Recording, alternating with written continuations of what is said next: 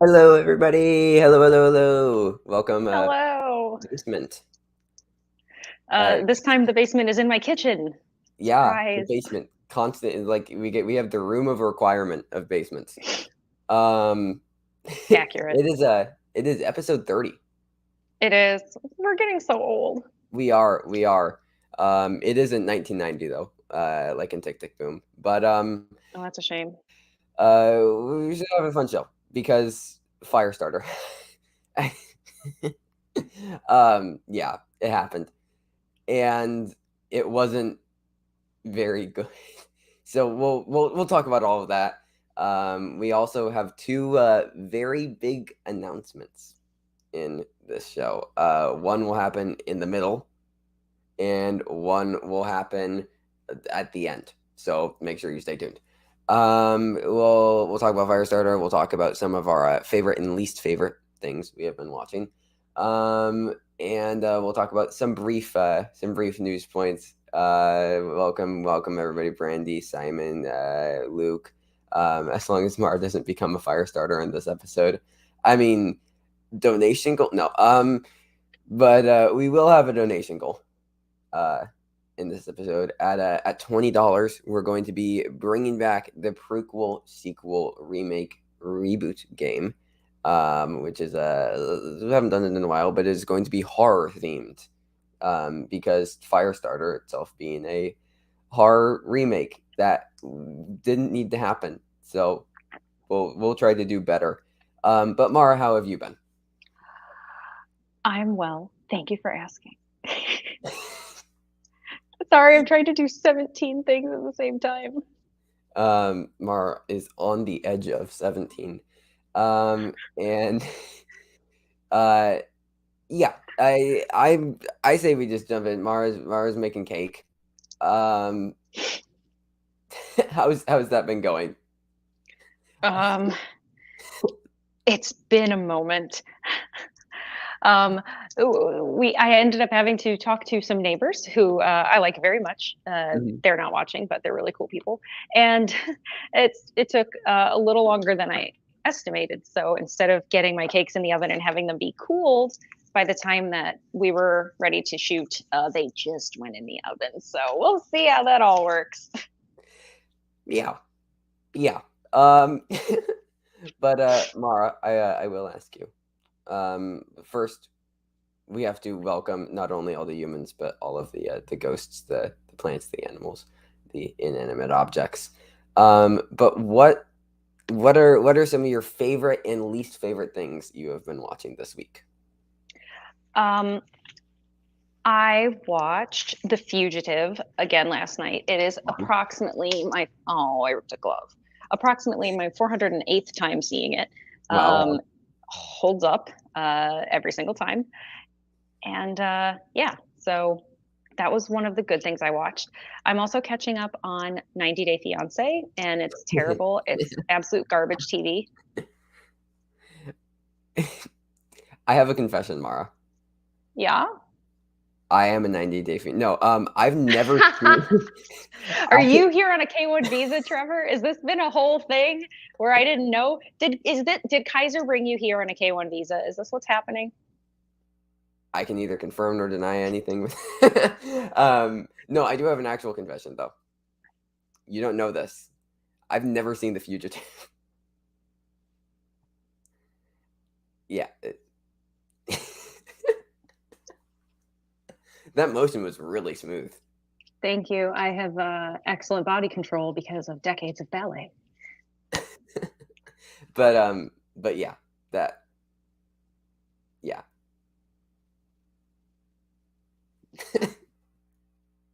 we What's up? Hey, Yeah, how you yeah. doing? And anyways, so that's maybe we could watch it sometime because Oh, I would watch that anytime. Anytime. I'll watch it again right now. Uh, love it. all right, everybody, that's it. We're done with the show. Hope you enjoyed. We're gonna go watch. That would be quite the con. Like, all right, guys, we're going live. I promise it's going to be a great show. We're going to talk about Firestarter and good night. Good night, everybody. Um, Yeah, we can bounce back and forth. One of my favorite things that I watched this week was Petite Maman, Celine Sciamma's new film. Celine Sciamma, one of my favorite filmmakers. Just her follow up to Portrait of a Lady on Fire, which is one of my favorite films of all time. Petite Maman, just a very tender, very sweet, very beautiful film about a girl who meets, with just as non spoiler as possible, who meets another mysterious girl of the same age in the forest, and it blends fantasy with coming of age in a very fun way that only lasts an hour and 10 minutes. So I highly recommend it to everybody. What's another favorite or least favorite from you this week, Mar? I'm trying to use my brain. Well, I think we could both agree that Firestarter is probably on our Um, one of the least favorite things I watched this yeah, week list. yeah, that, yeah. Yeah. But a good thing, I'm sure people are picking up on this because it's movies that are being done for Dan's Movie Club on his Patreon, patreon.com/Dan Murrell. Plug, Shameless plug. The Fugitive was one of those films, and Logan Lucky is another one. And I remember when we saw it in the theater, we were like kind of really taken by surprise, like, oh, no one's really talking about this movie. I really like it. I enjoy it. It may not be for everybody, but yeah, nice, it's pretty nice. good. And Daniel Craig is like doing the prototype for his role in Knives Out in this movie. Okay, interesting. All That's another one I haven't seen. I will check out. Um, another favorite of mine was oh, what should I go with? I Daniel Blake. I don't know if you have seen it. I have not. But it is a British film from 2016. It won the Palme d'Or at Cannes Film Festival. It got a bunch of BAFTA nominations. It's by Ken Loach. Stars Dave Johns and Haley Squires.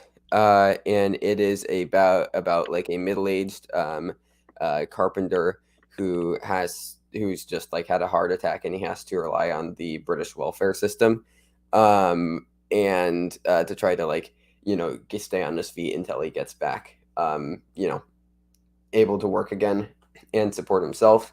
And he meets a single mother who's in a similar situation as him, who needs the welfare support. And the system isn't seeing them. It's the system doesn't see them as people. It sees them as just numbers that they have to cross off for their job. And it is a really, really great film. Just about how the structure, about like how systemic societal issues can be, just in regards to how the governmental systems can treat certain like people just based off of economic standing alone, Yeah. and how people can be degraded to less than human for no reason other than the government can take advantage of them because they don't have money. So I ended up actually watching the film twice because I really, really enjoyed it. I highly recommend it to anybody. It's only an hour and 40 minutes. Yeah, it's a really great film. I love So, when you get to make recommendations like this, like stuff that just isn't on my radar at all. oh, I thought that was my house, and I was like, Sorry. but yeah, I oh, I'll shout out one more thing before I throw it back over to you. A documentary called Burn. It's a 2012 documentary, and it follows a year in the Detroit Fire Department. It was an independently made documentary, and it's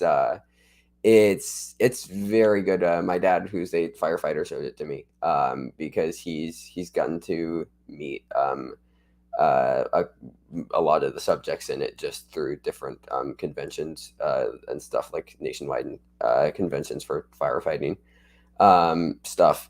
And yeah, I enjoyed it quite a bit. It dives into how, as Detroit has been losing people, about how all of the vacancies and the vacant homes have been just like massive fire hazards, and how that fire department has works to try to deal with that. So it's a film that I really enjoyed. I don't think it's streaming anywhere. I think it's on Canopy if you have that, which I can't recommend Canopy enough. If you have a local library card, it's a great streaming service. Oh, Um, absolutely. but yeah, I liked Burn quite a bit. It's an hour 20. It definitely. I mean, you can tell there were budgetary restrictions. Like it was a very independently made film, but it's really well put together, and it's a great portrait of how the fire department can work, especially in when put in a situation like that where they're they're put up against a city and a government that doesn't want to actually pay them to do their job, but also gets mad at them when things are on fire, and they're like, why don't you do it? So what you're saying is it's a portrait. Are there any female firefighters involved? I don't think so. I see where you're going with this. um so I close. was I was so close. I was that close. It's the remake Portrait of a Sir on Fire. It's a prequel. It's a pretty um but yeah. Oh, good. Simon's seen I, Daniel Blake. I see. Oh, Yeah. awesome. It's yeah. It's a Buddy. film. Quite a bit. Sorry, my cat's trying to trip me and kill me because he wants to get fed in 15 minutes. But the robot feeds you, Cat buddy. You Story. know that. Cat Story Dasher. He last night he got stuck in our laundry room. Oh, So he was stuck there just for like a couple of hours because he's not supposed to go in there, but then he still does, of course, and then we won't see him, and then the door will get shut because he'll like go and like hide in random things. But it's so funny when he gets out, he just meows nonstop, and I like to think that in like cat language, he's just like cursing all of us out. Um, because he thinks he's a lot, I think, bigger and stronger than he is. So he'll stand up and just like, and then he just like will like roll over on his back and want belly rubs. So, oh. but yeah. So that's about what we watched. I watched Goldman v. Silverman, which is the Safdie brothers short film with Adam Sandler that they did after Uncut Gems. It's fun. I like the Safdie brothers. I like Uncut Gems. Oh yeah. Um, I like everything you just said. uh, but which yeah, I rewatched it. I finally, for the first time, I watched my Uncut Gems Criterion, which I got for Christmas, and I haven't made the time to watch it on Criterion yet. But it's I love that movie a lot. So still so mad that Adam Sandler didn't get Oscars recognition. Well, especially because I mean, he made a threat that he's making good on. Like he told them what would happen. Yeah, we got Hoobie Halloween. I mean, it, and I think that isn't the worst that we will get. No, I don't think so either. I think we're going deep into a whole. I mean, yeah. Um, he's got Hustle this summer, which looks okay. Um, sure, why not? But yeah. uh, anything else that you want to touch on that you watched? I caught up on Last Week Tonight with John Oliver. Nice. Love the show. What else? It's weird. I actually haven't watched too much. I'm still kind of binging Castle because it was my convalescence TV show. Hmm. Excuse me. Oh, I don't feel too good. And I'm already almost through season 5, so it's like season 6 is a normal season, and I think season 7 is, if I recall, it's like a really short one. So I mean, I'm almost done. I might as well finish. Yeah, yeah. Yeah, and I love Castle. I had my favorite TV show currently on air had their season 2 premiere this week, which is Hacks. Yeah, I Uh, saw that. I love Hacks so much. Gene Smart and Hannah Einbender are incredible at some of the smartest comedy writing I've seen on TV or just in general. It's a really, really fun, enjoyable show that also touches on a lot of really, yeah, I don't want to say that much for spoiler, but it touches on a lot of really strong themes that I haven't really seen addressed in shows of the manner before. Blake recommended On the Count of Three. I am watching it either tonight or Ooh. tomorrow. I'm I'm really really excited about it. It's Gerard Carmichael, who has my favorite comedy special of the year so far, Rothaniel. It's on HBO Max. Can't recommend that enough. But yeah, On the Count of Three. Yeah, dark. It's a dark comedy. And I think leave it at that, just because it's about some sensitive subjects, some Gotcha. sensitive topics. But yeah, I'm pretty excited about it. So thank you for bringing that up, Blake. But do we want to talk about some things that happened this week? Yes, we do. Also, I need to sit on the floor because I am not feeling well and I don't want to pass out in the middle of the show. Well, we And I'm can drinking some water and I will be fine. always. Are you sure we can end the show? No, we're not ending the show. The show must go on. The show will never end. Okay. What people don't know is that this is now the permanent life. This is all we do. We just do this stream. We're You get to watch us sleep. We're just streaming showing this. I mean, there's a Twitch streamer named Ludwig who was live for 31 days. Without not going live. It was live for 31 days of his entire life. Commitment. Which it's a thing that you can do. But by the way, I know you guys probably can't tell, but he has his new Slytherin collar on. yes. Hold on, I can. Oh, I didn't bring my phone. I don't have a flashlight. Well, just trust me. It's cute. Yeah, Brandy, announcement number one, never ending stream. Hi, I will, Brandy. I will say, we do have an idea for a game later. We'll do a donation goal of, we can do, I don't know, like 15. We can do 15. Just we can keep it a low key show today. If we hit 15, then we can do that horror prequel sequel remake remoot. The prequel sequel It's remake. a new concept. It's like a requel, except something different.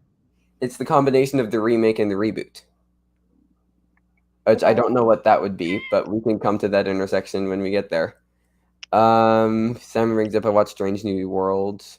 I haven't watched it yet. I've heard the same thing though, that it seems like it hi buddy. I've heard a lot of interesting things about it. I just finished Picard last week. Dan is working on a dissertation now. I saw that on Twitter. Yeah. Yeah. So I'm excited. I haven't seen a single frame of Picard aside from trailers, and I'm still very excited for that video. It's going to be something. I mean, he and I probably broke it down over a period of 2 or 3 hours, and then he's like, "This is going to be big. I'm not putting that out this week." Yeah. But all right, let's talk about something that you like quite a bit, Mara. Let's talk about. Is it Cats? I hope you don't like that movie. Let's talk about. No, this Cats. Dune.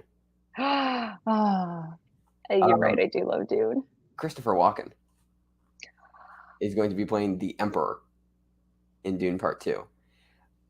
Mara, so without going fully in depth, I don't know what this character is. I don't know what role he plays, because I also know that Florence Pugh is playing a princess and Austin Butler is playing a prince, I believe. And I've seen David Lynch's Dune 3 times. I still don't really know what happens. But I'm pretty sure I remember the Austin Butler character, and then Florence Pugh is just the narrator, right? I mean, in that movie, effectively, yes. They don't really explain the importance of her at the end of the movie. It's just kind of implied. So, yeah. Excuse me. Sorry, I'm not tired. It's just happening. At first, though, when Dan and I were discussing it, I was kind of iffy about it. But as Dan reminded me, he did have a very successful career as a dramatic actor before he got like, modern Christopher Walken, where it's Yeah, mostly just him using his weird cadence of speech to be a character instead of like acting. And I think that this could be a huge return to form for him, like a late career, oh holy moly moment. yeah, yeah. I'm curious, what's your favorite Walken movie? Ooh, that's tough. You've put me on the spot. Put a pin in it. Okay. I would say just gut reaction, Catch Me If You Can, even though he's not in it that much. I mean, he's wonderful in it, and it's just such a good movie. I, again, might be Oh. my favorite Spielberg, like, quite honestly. I like Catch Me If You Can a lot. But yeah, so what purpose does the Emperor really serve within Dune? I mean, they already sort of mentioned it in the first film that there are some machinations, some things going on, Hmm. and one would think that the Emperor of the known universe would probably have something to do with it, and One might. and I don't want to say too much more, but Okay. um, you're definitely he's going to be a person I hope of significant focus in Dune Part Two versus David Lynch's Dune, because without him, like he's not a character you can excise. Like he is a necessary part of this story, Yeah. and so is Princess Irulan. So, and if you haven't read Dune Messiah, you should go do it because it's awesome. But Still finishing the first book. yeah, the first book is quite something. I think that the castings are going to be a huge part about why it will. I have a soft spot for David Lynch's Dune, even though it's something. Me Why this too, will for some just far reason. surpass it in terms of both storytelling and overall quality. Yeah. Um, Blake Christopher should just tell the Watch story from Pulp Fiction to Paul. Also, hello, Cam. Hi. Um, but uh, but yeah, I'm overall excited. I mean, anytime I can see Florence Pugh in anything, like I'm perfectly happy. But yeah, Christopher Walken, I'm excited to see. I'm excited to see what he can do. I mean, as an emperor, I mean, he looks like one. So Oh, he definitely could. I mean, he's old, so like I guess all will be like, but um, Well, you heard it. Trevor is an ageist. He thinks that only old people can be emperors. yeah, actually, um, but Ooh, by the way, I'm going to throw this in here. Even though he is also fleetingly in it, I love him in Sleepy Hollow as the Hessian horseman.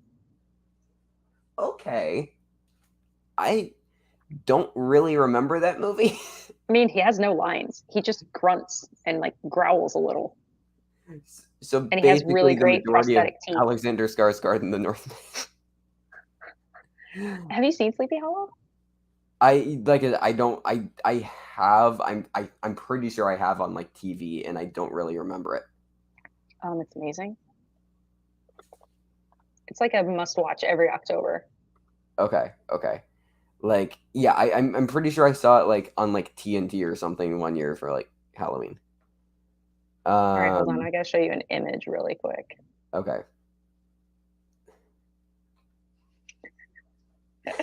Oh God, there's so many good ones. Which one do I choose? Let's pick this one. What do we got? Sorry, gotta Maybe. upload it Since into the waiting. stream yag real quick. The anticipation builds. I'm sorry. All right, it's loading. Okay. Oh Jesus. Uh, We're keeping that. That's going to be in the show for. That's a new one. That's a new permanent fixture on the show. Is that image right there? I I don't know what I was expecting, but it wasn't that. Okay. I Um, agree. By the way, I hadn't seen that until a couple or a week or so ago when Dan showed me. I was floored. I feel like that should be our watch along. The Fat Boy. Actually, I mean, I know we're not quite yet halfway through the show, but you mentioned the word watch along. Do we want to say anything? Sure. I'm down. Um, so everybody, on the glorious day that will be May 27th, Top Gun Maverick releases into theaters. Hallelujah. And we will have a show that weekend, the 28th, presumably. It Yeah, is 14 days from now, so I agree. but you never know with the basement. That's true. We are counting on it though. We are It's in the counting books. because we will Because be discussing in great length the film that will be Top Gun Maverick. And then and then at the end of the show, we will be doing a watch along of 1986's Top Gun. So what we ended up doing. it is available on Netflix right now. It is. Also, if at least Netflix US, if you're in like Canada or Europe, use a VPN. They're great. I'm not even saying that because Dan has a VPN sponsor, but like literally they're awesome. And I was telling him about VPNs way before he ever got a sponsorship. But yeah, so we'd love to see you guys there because I'm hoping that I will be forever changed after seeing Top Gun Maverick. Mr. Pounce, you look so cute right now. And I love the movie Top Gun. I love it so much. I love it so much. So much. Yeah, I'm also very excited about this. We also like with the reviews that Top Gun Maverick is getting, like 97 on Rotten Tomatoes, 81 on Metacritic. I and many others who do similar things very seriously considering this for Oscars contention in Best Picture. I mean, I already told you. You frowned at me when I told you that I thought that it was an absolute lock for a cinematography nomination, and I think it has the potential to win. You looked at me like I was crazy when I told you this in like And January. I still don't think that's going to happen. But If it doesn't get a cinematography nomination, I'll do something. I'll write a strongly worded letter. but like editing, sound, visual effects, and song, I feel pretty confident about. I think cinematography is possible. I think the nomination is possible. A Have win. you seen the trailer for that movie, Trevor? I have in IMAX theaters. I think it's possible. I think it would be a very unconventional pick for the Academy that I don't know if I entirely see them doing for a win, but a nomination maybe. Blake asks, will it be a spoiler discussion? So here's what we were discussing. We don't we will be very clear about what time code it is, like what we're planning on doing. Like Trevor and I will be chatting beforehand about how much thoughts that we have, spoiler free versus full spoilers. So we will make sure that in the tweet that's promoting the show and in the description box, and we will have a banner, we are going to set a specific amount of time where it's like, hey, we are going to talk non-spoiler for the first, let's just say, 20 minutes of the show at 7:20 Central Time.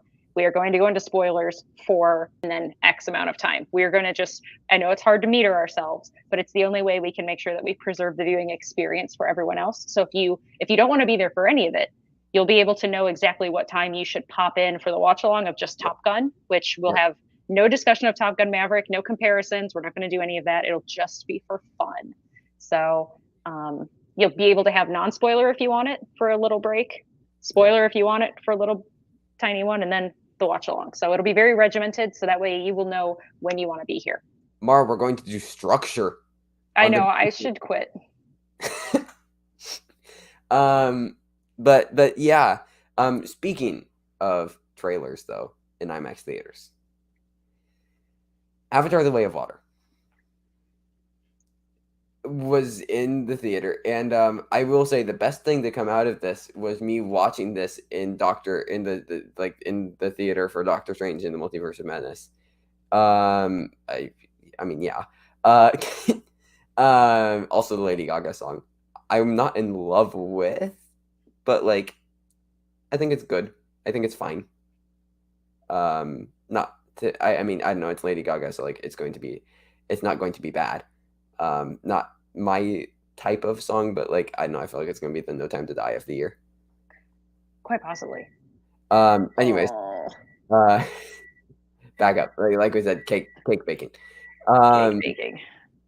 but Ow! no, my favorite thing about the Avatar trailer is that when it started playing in the Doctor Strange theater, there were at least 10 people, at least 10, who were like, "What? They're making an Avatar movie?" Oh, I was that's like, great. "Yeah, they're making four." um, so yeah, I don't know. Sometimes I forget that we live in a bubble where we know everything, a little bit of everything all of the time about um, film and TV entertainment. Would And you perhaps say that it's everything everywhere all all at at once? once, where's my mashup of Welcome to the Internet and Everything Everywhere All at Once, everybody? Oh, Uh, that'd be awesome, actually. Trevor, A plus idea. Have, Actually, have your people call his people. once it comes out like on like digital, I might actually try to cut together a montage. You could totally do it. I might do that. Anyways, that could be a thing later. Oh, hey, you just got your homework assignment. I think I did just get my homework assignment, summer homework. Um, but what was I talking? Oh, Avatar. Um, Avatar. yeah. So this trailer gave us visuals,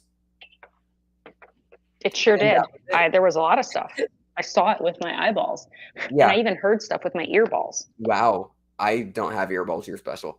Um, yeah. I'm not in love with Avatar. I was also okay. Sorry, but I was 4 when it came out, so I didn't see it in theaters.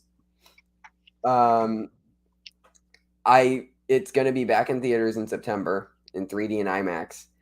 Probably won't see it because I just don't care that much about the movie. I don't know. Like I understand like how big of a technical achievement and how like mind-boggling it was at the time. I still argue that Spy Kids 3D Game Over is the best 3D film. Well, Trevor, it takes all kinds. I no, I'm legitimately serious about that. I think I think that movie uses the 3D format at its best. It like It very well might. is it coherent? No, but there are multiple times throughout that film where it's just like they'll turn to the camera and be like, "It's time to put on your 3D glasses," and then they'll just like throw stuff at the screen. Like it's just like things will just start like flying at the screen, and like yeah, it makes 3D work well. Does, does it have a coherent like? Is it just solely built around that and have a coherent plot? Like yeah, it's I don't know. That's a very strong side, but the Spy Kids movies are I, they happened, and I think we're all better. They happened. Um, also, Huni, the actor who played the kid, the boy, Yeah. is now dating, like, maybe married to Megan Trainor. Oh, really? Yeah, That's cute. yeah, he's all about that bass. So, Yes, she um, is. No trouble. um, but yeah, I don't know. I don't really care for the first Avatar. I don't I know. rewatched it semi recently, and it's fine. Like, I didn't love it like so unabashedly when it came out, like everybody else did. But I also don't have like the what has seemed to become very like popular opinion currently that it's like so overrated. So Yeah, I guess I fall somewhere squarely in the middle with the boring people. uh, centrist. Um, but uh, yeah, I don't know. The trailer was fine. Like, I'm looking forward to it from a visual standpoint alone, I guess. Yeah, I mean, I'm just curious to see. My biggest thing is, oh, look, we got an update. Boom. They are married. Nice. Um, uh, Uh, but I just don't know, like, what more can this story be? Okay, so Like, I believe it's confirmed that they're all going to be standalone. All of the 4 sequels are going to be like standalone stories just set within the world of Pandora. right. I just mean that, like, what are they going to show me? Like, Pandora Civil War or something? Like, what's the conflict? What's the driving force for me to be interested and invested in the story and any characters that are in it, you know? Yeah, Brandy, I remember the color blue, and that is about all. It's fair. Um, that's yeah. But Simon, I'm just glad they didn't do the latest Jackass movie in 3D. Uh, but surprisingly, the Jackass 3D movie, it's actually a really excellent use of 3D. hey, Spy Kids, Jackass, both better than Avatar. So also definitely, we very, very popular picks at Family Video in the early 2010s. But yeah, I don't really know what's going on with it. Like, I'll be shocked if this gets the same reception as Avatar. Yeah. I think that this is um I I don't know. I feel like this is like maybe gonna get like a 50s to 60s on Rotten Tomatoes if I had to predict. Not that that means like everything, but just as far as like what the critical reception will be. Like, Yeah. I don't know if people care. Like, I don't I care. mean, I think it's kind of like uh it's in a way it's a little bit like the Snyder cut. It's like I think there are definitely Yeah. people that care that are very vocal about caring, and I think that there's a lot of other people that are like, I'm not mad at it, but I don't care. And then I think it's just a matter of wait and see when it happens if it does what the Snyder cut did, which was really earn goodwill for me because I loved it, or if I'm like, oh cool, yeah, Avatar 2. There's And more people of are these saying like, now. will this be the first $3 billion movie? And like, no, I would bet $1 billion that, well, okay, maybe not, but like I feel very Wow, Trevor, do I need to have a discussion with you about gambling I and feel I responsibility? feel very confidently that this is not going to reach $3 billion. Like, I'm concerned. I don't know who's been influencing you, Trevor, but I'm concerned for you. Kaiser. I'm Um, oh no, don't say that. uh, no, it's I like yeah, I'm not convinced that this will get a Best Picture nominee. I think in my like early predictions, I threw it in just because everybody else was, but like the more I think, I'm really not convinced that this is going to be like Best Picture. Um, I mean, hey, uh, I'm gonna go in open-minded and yeah, I don't ever want anything to fail. yeah, You know, I'm I'm just cautiously optimistic because, you know, I'm me. That's not a problem of the media, like as uh, in the avatars. That's just a me problem. That's a Mara problem. yeah, yeah, and yeah, that's really, like I said, like people in the theater were excited. They're like, oh wow, they're making a new Avatar movie. That's cool. Um, so like, but like 3 billion, like if Endgame couldn't, Yeah, that's I true. yeah, I'm uh, with you. I'm with you Av- on that one. Avatar 2 is just James Cameron's fanfic for water. That's great. Just solid, solid. Also, Luke, welcome to being subscribed. Yes, I just saw that. That's amazing. Assuming, Thank you. you weren't like, just realized I wasn't subscribed. How is this possible? And then we're just like, you know what? I think I'm good with it. But so like, sorry to make the presumption, but assuming you did, welcome to being subscribed. If not, like, it's fake internet points. It doesn't Exactly. matter that much. I wouldn't be personally offended, but But would you be unpersonally offended? yes. Watch our subscribers just like drop a 200.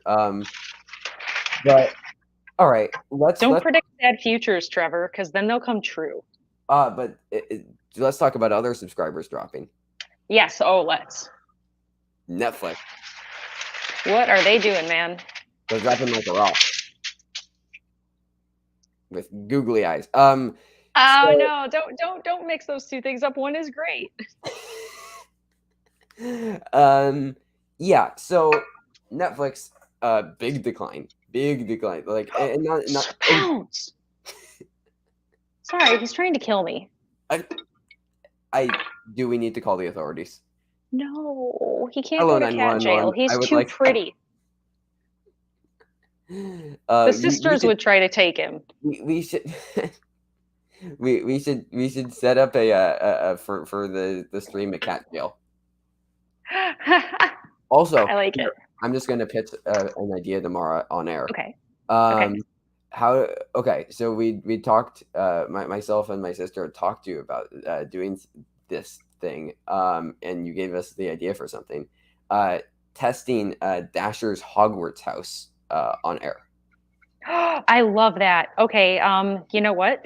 We're gonna possibly have to add that into next week's repertoire, depending on your thoughts about that. Yes, I definitely wouldn't mind. Yeah, it's doing Mario's sewing ways because both Sir Pounds and Muffin are Hogwarts tested, and yeah, getting Dashers. If you don't know, it's my pet. Testing his Hogwarts house, figuring out which of the four he would be in. I mean, I feel like people think he's Hufflepuff, right? I would say Hufflepuff. I think that he could have a Slytherin streak. I mean, hey, he'd be with me, Dan, Kevin Smets, Robert Parker, Kaiser, Sir Pounce tested Slytherin. Yeah. I'm the only Gryffindor I've met.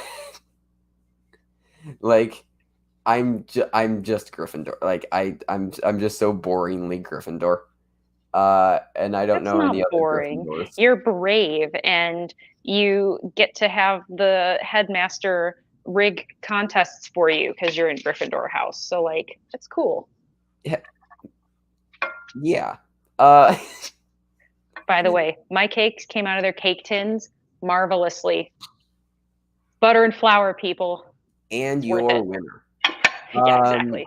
Your winner at baking. Luckily, that was probably the overall most not like difficult part, but part that would give me the most mental anguish is if they just like exploded or were overcooked. They're actually like perfectly cooked. I'm very happy.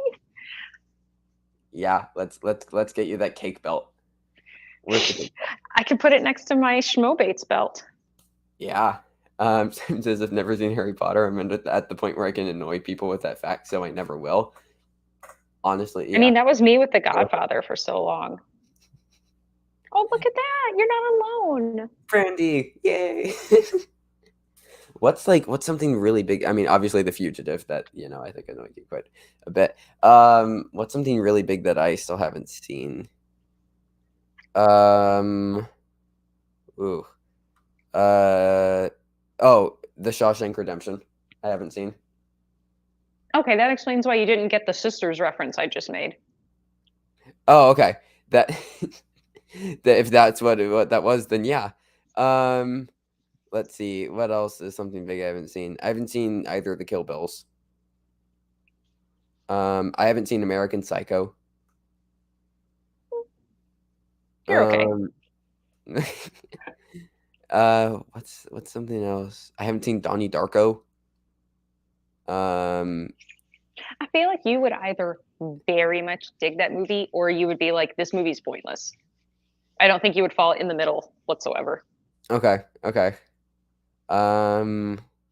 What's another big one? Oh, this is actually pretty big. A Clockwork Orange I haven't seen yet. Okay. I mean, that's a blind spot. It's not like a fun movie to watch. I mean, once again, Titan was my favorite of last year, so like I don't need fun. It's really different than that though. Okay, that's fair. Tell me you're looking at Letterboxd. Looking at Letterboxd. No, I'm definitely not. The Breakfast Club I haven't seen. I actually haven't seen that either. Nor have I seen Good Will Hunting. Oh, that's sad. Yeah, I know. So yeah, I mean, there's definitely some blind spots. Dead Poet Society I haven't seen. Okay, so I watched that for the first time last year. It's fine. Like, okay. I didn't find it to be nearly as profound and moving as other people did. Okay. Hey, bye. Yeah, I okay. So like and it's so like Shawshank Redemption, my dad's favorite movie of all time. Also really? my yeah, yeah. Uh also my other co-host Thomas, his favorite movie of all time. So like I need to see it.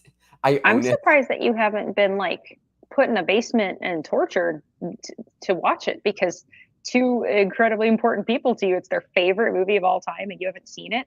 That's Yeah. like, it's almost like you're kicking them in the face every time you say you haven't seen it. Yeah. It's Hey, yeah. buddy. I mean, my dad hates La La Land though, so like, a bit out of spite. Two of my favorite movies of all time, Brandy. I can't wait to hear what you think of them because literally two of the four movies that I have in my letterbox, like four Yeah. movies, are Schindler's List and Lords of Arabia. Yeah. Mara, you haven't seen one of my four. Or It's two. true. You haven't seen two of my four. Oh yeah, Persona and Before Sunrise. it's true. Yeah, I gotta get on that sunrise and sunset and the other like midday. Okay, so they've talked about midnight, yeah. It's sunrise, sunset, midnight. They've talked about making a fourth. Hypothetical titles? Because I don't know what they would title it. Midday. Midday, but like sunrise, High sunset, noon. midnight. But then it just goes back to sunrise again. Like they needed to do midday in between sunrise and sunset. Twilight. Okay, No other movie's ever been called that before, so it'll be fine. before twilight. There you go. Uh, there's a joke that I can make somewhere in there. I can Um, understand that, by the way. It's not it's one of the most difficult movies to watch. I don't think I own it, which is kind of sad. Oh my gosh, we have a celebrity here. Jeffrey Gone, welcome. Midnight Meat might get You this. you should address him. He's royalty. Use Oh, his regnal name. I apologize. Um, yeah, no, Brandy gets it. But the Before trilogy is the best trilogy. Before Second Breakfast. That sounds like a parody of it that I It's a would Middle Earth definitely watch. crossover. Biggest movie I haven't seen. Citizen Kane. That's I'm sad. Titanic. That's fair, honestly. I don't think it's that special in all honesty. And then The Shape of Water. Yeah, those are all fair. I guess you don't like water, which like I whatever. mean, if you're watching Avatar 2, you'll get a lot of information about water. Yeah, yeah. That what a trilogy there. Titanic, The Shape of Water, and Avatar: The Way of Water. I was going to say, there's a theme going on here. I sense And then that. just Citizen Kane, like just kind of chilling. So what Rose I'm getting is a prejudice against liquids and sleds. This sled does ride on a different form of that liquid. There we go. Tying I it all back. would I think that we've got ourselves a quadrology. I'm so happy that we're doing this.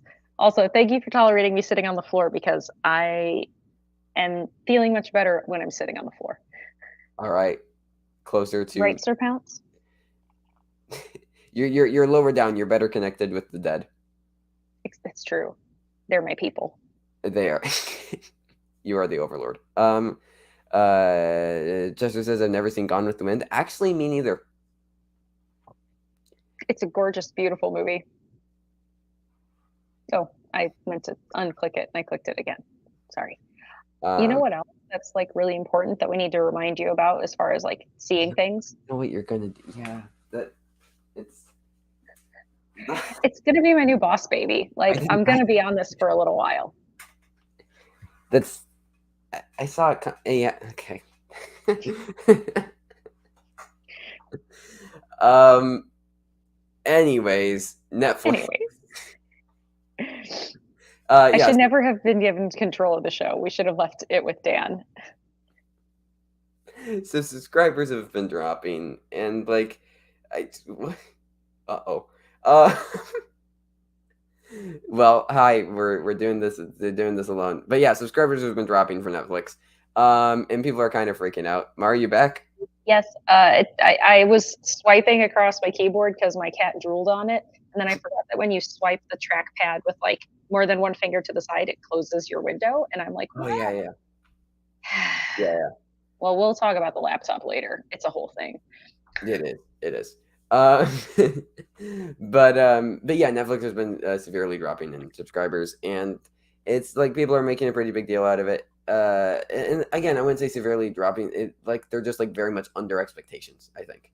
But they're definitely losing money. I mean, and I don't think their business model was ever like sustainable. Well, I mean, Um, haven't you just been operating on a huge deficit, constantly projecting yes, profits and not yeah. really ever having that happen? Well, because they aren't. I think the what other streaming services do better is they're much more selective with the projects that they'll put money behind. Netflix will just kind of take anything. It's like that bit on South Park, which you probably haven't seen, but it's I like, haven't "Hi, no. Netflix, you're greenlit." Yeah. Okay. Take your word for it. I'll send you a clip. Don't worry, I'm it'll be I clean. It'll be speaking fine. of speaking of things that I just briefly on things I haven't seen, I'm much worse with TV. Um, like Breaking Bad, never seen. The Sopranos, never seen it. I haven't seen Um, that either. Game of Thrones, never seen it. Um, like Well, I'm when it was on, you were way too young for it, so well, yeah, and like most classic like sitcoms, like I've probably seen all of Friends just from my sister Claire watching it like 4 times through. Like just from osmosis, I've probably like between those 4 times, probably seen all of it. Um, and yeah, I'm really bad at watching TV. Seinfeld, I've never seen a frame of. Um, oh, I love Seinfeld, but and I yeah. really hate Friends. Um, so have I seen The Wire? No, I I've not. haven't. Ooh, Blake says you just bought the Citizen Kane Criterion. Ooh. Did you get the 4K or the regular Blu-ray? I mean, both are great. I have mine right here. That got a strikeout. Remember the epic saga of Yeah, Garth asking you if you'd seen Citizen Kane yet, and it would never no, it arrive. was Casablanca. It was Casablanca. Oh, that was Casablanca. I'm sorry. It was. Yeah. Well, Um, they're both fun. yeah. Both came out a year apart. But no, that this is a great. Yeah. It's really really disc. Um, and because initially when it came out, it was like there was a problem with it. 4K, nice. It looks Oh yeah, we beautiful. had to send ours It back. looks beautiful. Yeah. That's whatever. Yeah. Because there was like a massive recall on it. But anyways, um, so but no, I think other streaming services being much more selective, I think works a lot better. Just because I you mean, we're can, thinking of getting rid of Netflix because there's like never anything I want to watch on there. It's all taken elsewhere. oh no, the streaming services that I use most is Hulu and HBO Max, and then Disney Plus for any kind of like new Marvel and Star Wars stuff is really the Yep. only reason I use Disney Plus, and that's really the only reason why we still have it.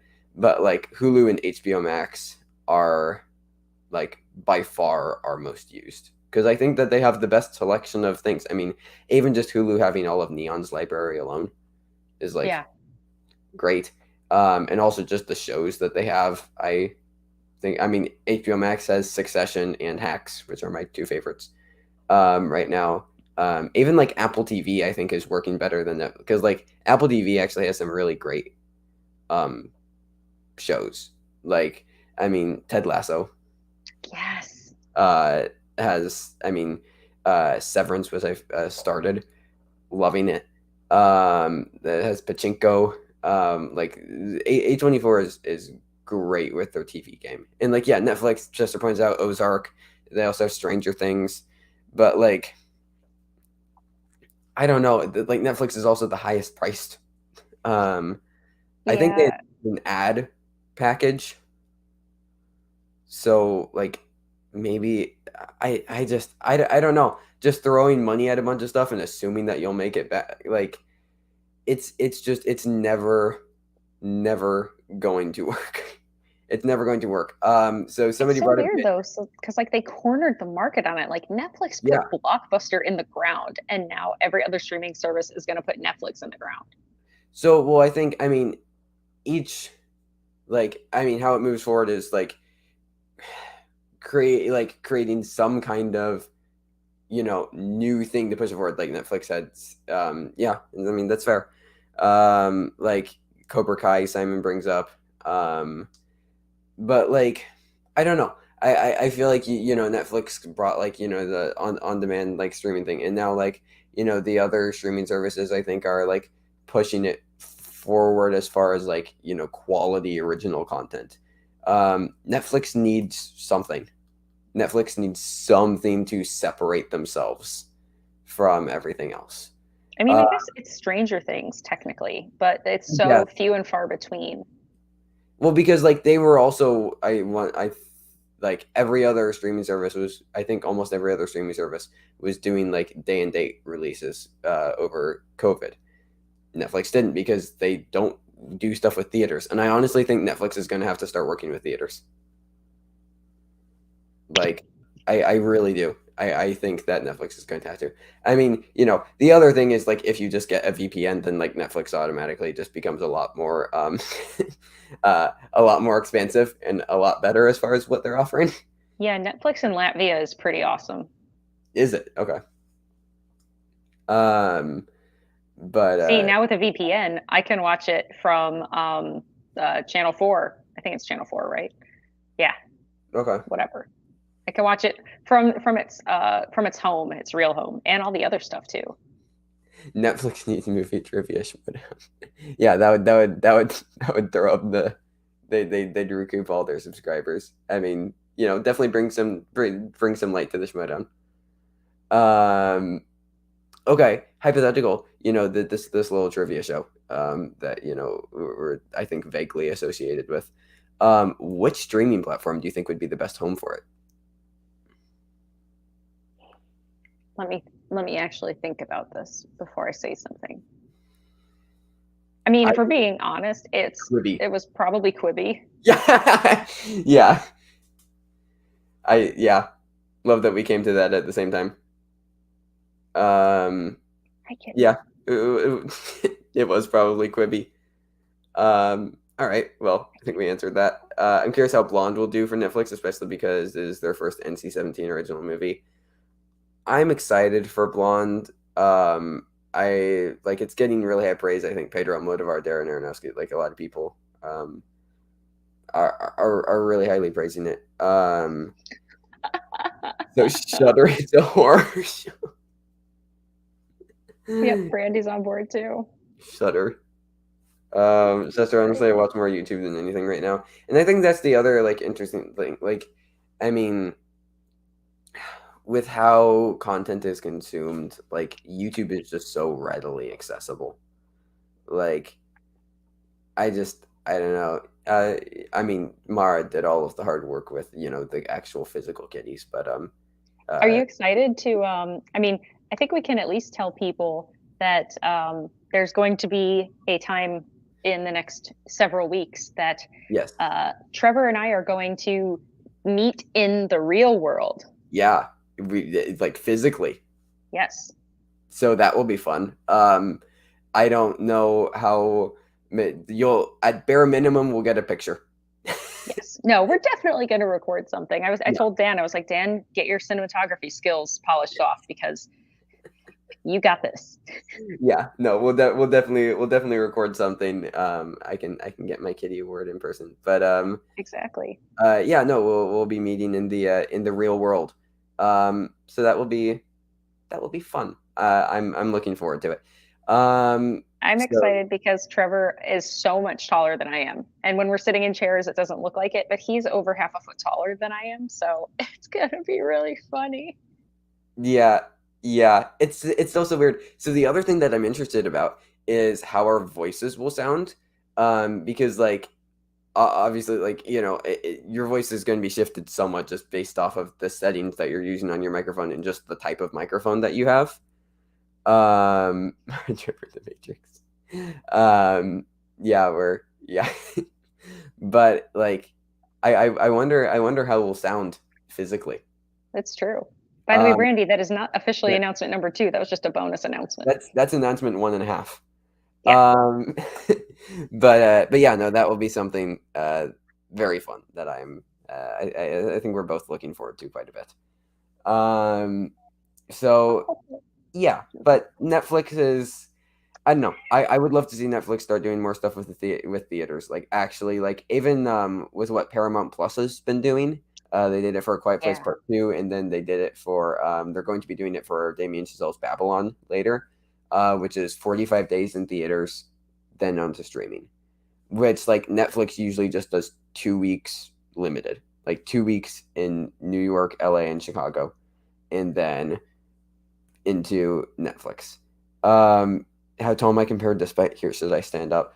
Um, but like, yeah, I know. I feel like the 45-day model would work a bit better here. I can stand up next to Spider Man. It's certainly an improvement at a minimum. I mean, and you can check and adjust. That's the other thing. A lot of times when any sort of decision is being made in the entertainment industry, like people act like it's permanent, and very rarely are anything like that super permanent. I mean, of course, there's contracts and things like that depending on what exactly we're talking about, but you can check and adjust. This is awesome. We're in We're a good. found footage movie where Yeah, Trevor and Spider-Man are there we facing go. off.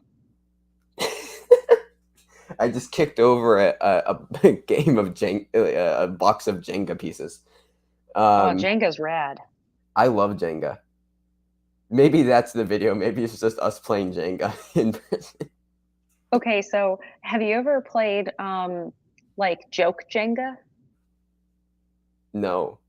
So there is a non-alcoholic way to play that would Okay. be child appropriate, and there is an adult alcohol way to play. But for example, joke Jenga is where you take the like wooden pieces and everyone takes a Sharpie and you write down something silly like uh, lick the person's elbow on your left, or like jump on one foot for a minute, or uh, say the name of your first like junior high school crush or something. It could be anything. It could be anything at all. It could be the silliest stuff. It could be, as long as it's fun, not like gross. It doesn't cross boundaries, and everyone goes in knowing it's supposed to be a Yeah. happy, fun experience.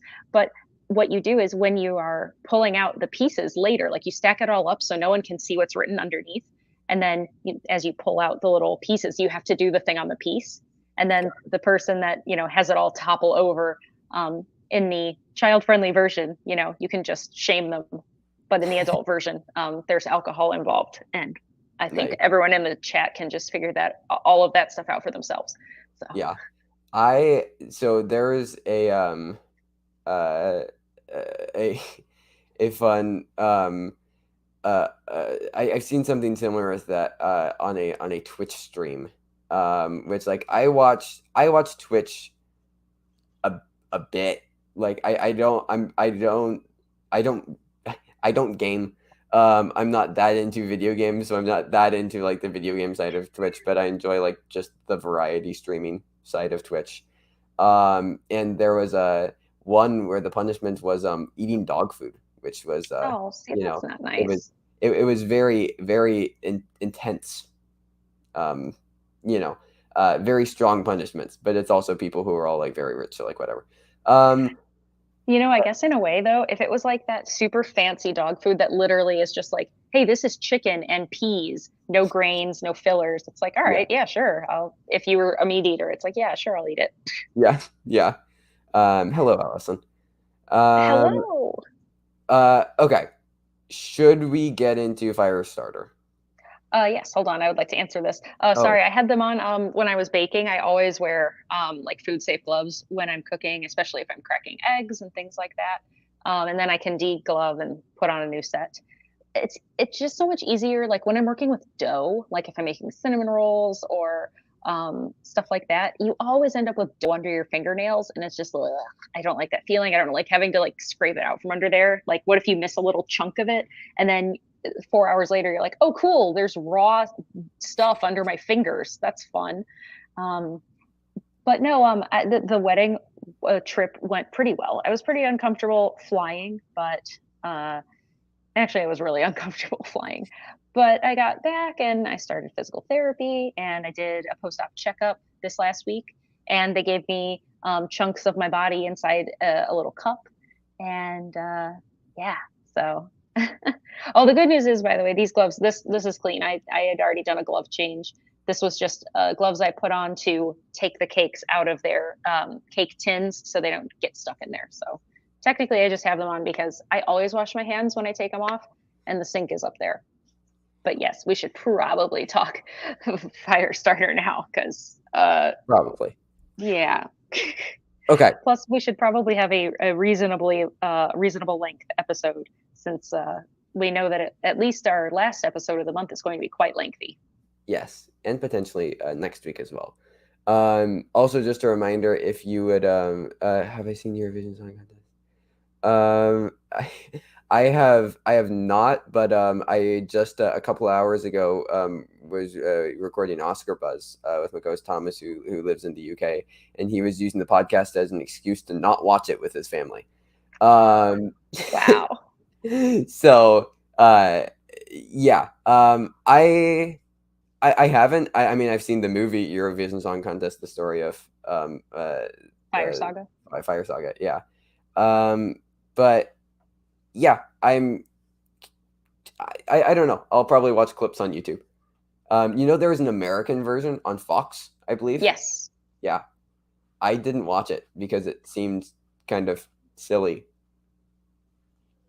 But, we got to have American versions of everything. Exactly. Okay. We didn't need that though. And I love how the Boss Baby made you laugh so much, and this one just seems to make you so uncomfortable. that and well, do I? No, I won't bring it up because you'll just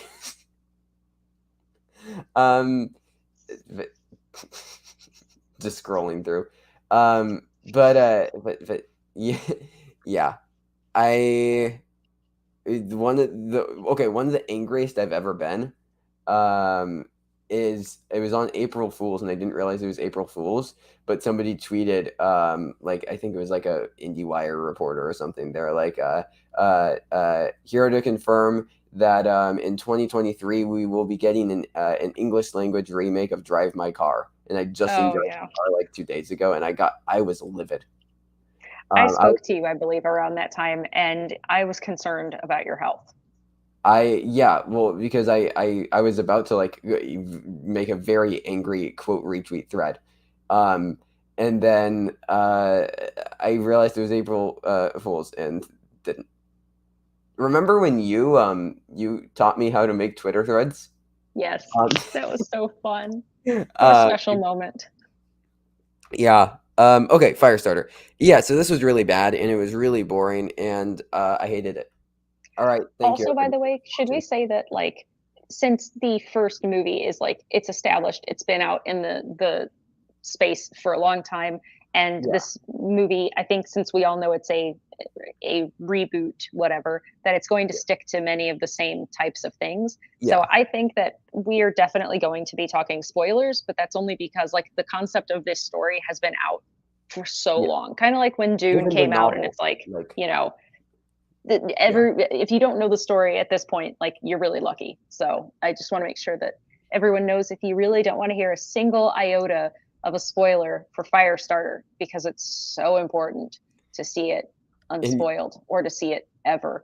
You should leave. And we love you, but leave. No, just listen to the John Carpenter score because it's great. Yeah. And that's the only like relatively good thing about it. I will say the director said that they have ongoing discussions to expand it into a franchise and making prequels and sequels and spin-offs to it. For why? Yeah. Speaking of prequels and sequels, though, just a reminder that if we hit $15 on Streamlabs, we will play a horror version of the prequel, sequel, remake, reboot game. But this movie. That's great. Nothing about it engaged me. And I will say personally, I know that Zac Efron was given terrible material, but I do think he made the most of it, and I found him to be the most enjoyable part of like actually being there and watching it. Mutually exclusive of the fact that we already acknowledged the score. Yeah, I mean, I don't know. I thought that he was just meh. I just, I mean, it's a letterboxd review for it, and I feel similarly. I don't like the fact that I've grown old enough to see Zac Efron go from teenage roles to dad roles. That feels weird to see Troy Bolton of High School Musical being a father, but it's No, Sir Pounce has got his feet just straight up on the keyboard right now. Like he looks like he's doing like real people work. He's hey, so cute right now. Hold on. Simon Pyrokinetic powers would be useful in the Great British Bake Off. Look at him. Look at this little guy. He thinks he's people. Are you a person? He thinks he's people. But yeah, okay. So honestly, my standout performance was Michael Grey Eyes, even though it wasn't like necessarily a standout. But like, I thought that he again was like he did enough for like what he had. I thought he was decent. If you want a better Michael Grey Eyes movie, go watch Wild Indian, which was a pretty decent indie from last year. But like, yeah, Ryan Kiera Armstrong was fine. She was decent. She did what she had to do. I mean, I felt like all she did was scream. Like at least Drew Barrymore had to like act like something was happening. She did what she had to do. Like she did what she was told, and she did what she was told fine, even though that wasn't much. I don't think Blake. I'm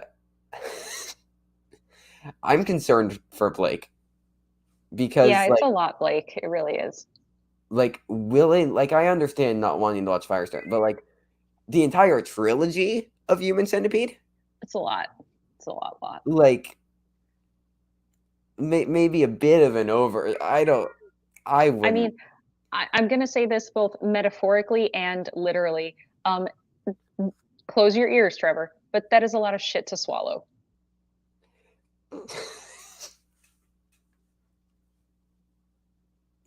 Your parents hate me now. Yeah, we're good. So I'll just bring an offering of raw meat and or seafood. Okay, so this movie's really boring. Yeah, I mean, for me, the third act just fell apart so hard.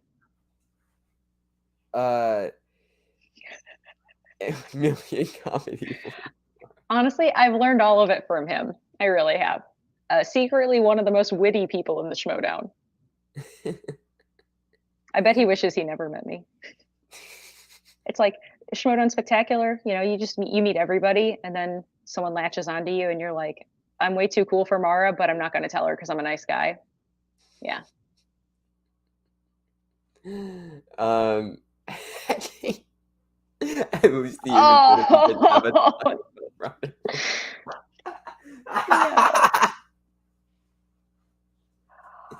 Oh man, this is going to be one of my favorite movie discussions that we'll ever have. I know we're having a great time, but I feel like I would be remiss if we did not address the trigger that is in the movie. I mean, I think we can just say it. Like, there's like a pretty just unnecessary, very aggressive and in your face animal cruelty of a cat being burned to death. And yeah, it's also it's not brief. Even if someone would like to argue that it's a developmental part of the plot, etc., fine. If you want to argue that, everyone can have an opinion, but it goes on forever, and you're just listening to this cat in anguish. Yep. So unnecessary.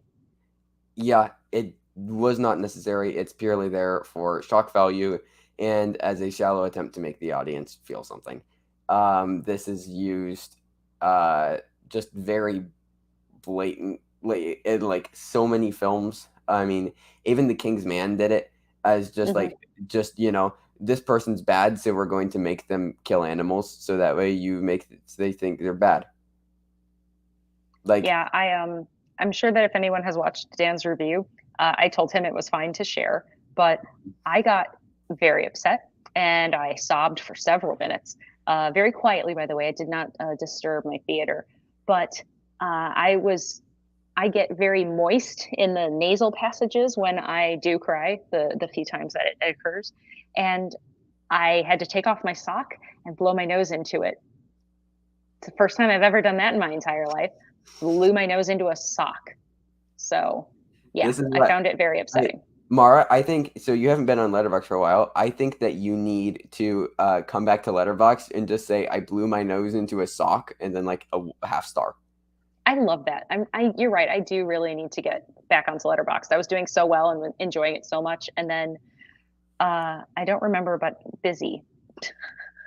Yeah. Well, and then also surgery. Well, hey, you know what? Between last August and just this last April, I think that I've hit my quota for surgeries for a really long time. So, Yeah. But I mean, you can just match up with Dan. I saw Cool with Tears. okay, I'm not gonna lie, that is a great band name. Honestly, hey, And we'll then just. this could be the first track. But it has to have the parentheses all lowercase. Mara, Exactly. you should record a song when we're together. Okay, I'm not joking. Dan, I helped Dan write songs for the Honest trailers that they did that were like the musical You could versions. write it. Dan So and I could write the song. yeah, I, we could perform Mucus, Okay, yes, this is happening. by An a song. original basement production by A Sock Full of Tears. Mucus. I'm Yeah. submitting that. Like we're gonna get an Emmy. I promise. Uh, Okay. Oh, for like, is song for a web series?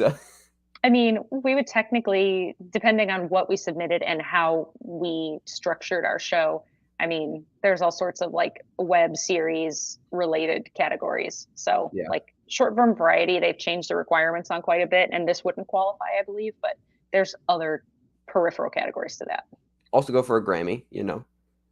Honestly, like I'm not diminishing anyone who's gotten a Grammy. That is an achievable award for someone to actually strive to get, like a Somebody, regular people thing. 100%. The best musical went to a TikTok project this year. So like we could do it. Um I'm not gonna lie, I'd be so proud. It's like, yeah, the show where I periodically make a butterbeer cake, feel really, really sick, have to sit on the floor with the cat, talk about human centipede, make a poop pun, and then crap on the movie Firestarter. So there's even more poop present. Um, we wrote a song, so give us a Grammy. yeah, and then it just happens. All right, we're doing it. Live performance coming. You know, and we didn't even make a goal for it. We're just gonna give it to you We're because just gonna give it to you. because we love you. Yeah. Oh, you should tell everybody. We were talking yesterday about how we should have a nickname for the people, Oh yeah. especially all the dedicated people that tune in every single week and Yes. engage with us and talk in the chat. And you came up with a great idea. Yes. I can't remember what it was though. Okay, hold on. It'll come to me. Give me a second. Yep. Okay, we have to remember. Ice or pounds? What? Um, Oh, I remember.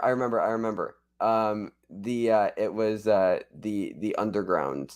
yes. Yes, it was. I knew Yes. it was like literally, I was about to say it's something about being underground, and I didn't think about the fact that that's the word.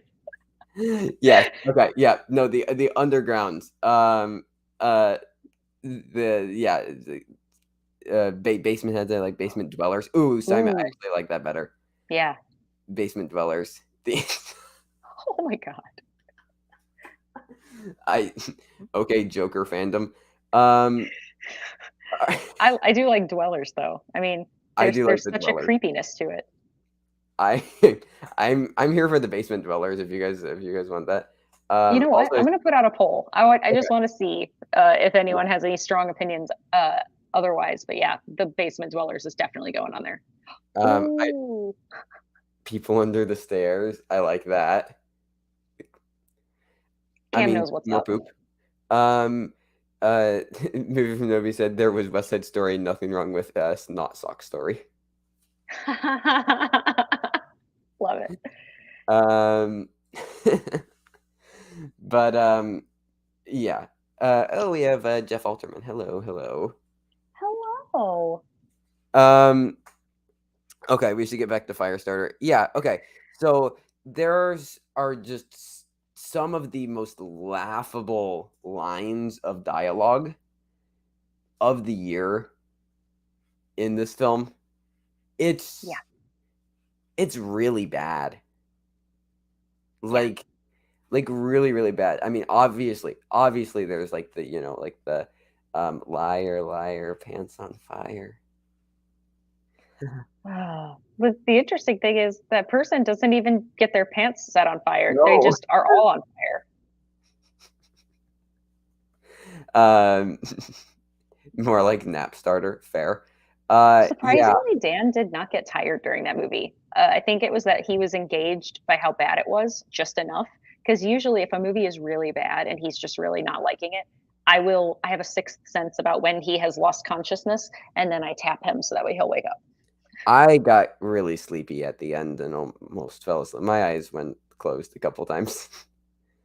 During the third act, which was just kind of the same thing happening over and over again. She would like run down a hallway and then people would show up and then she'd go, ah, and then fire would happen.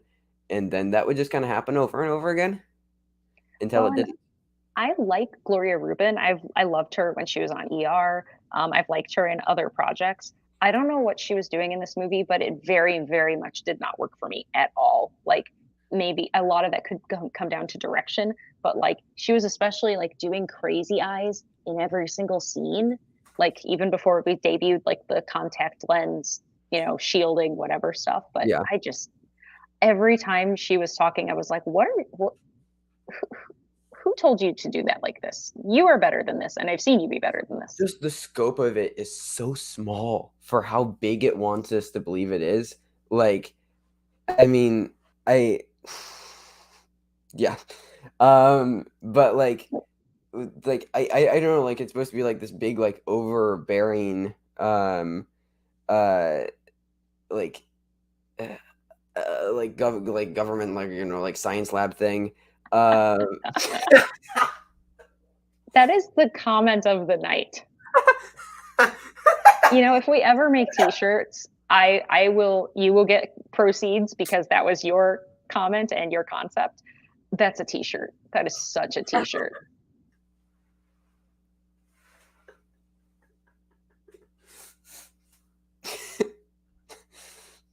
That's awesome. Just as a fun fact.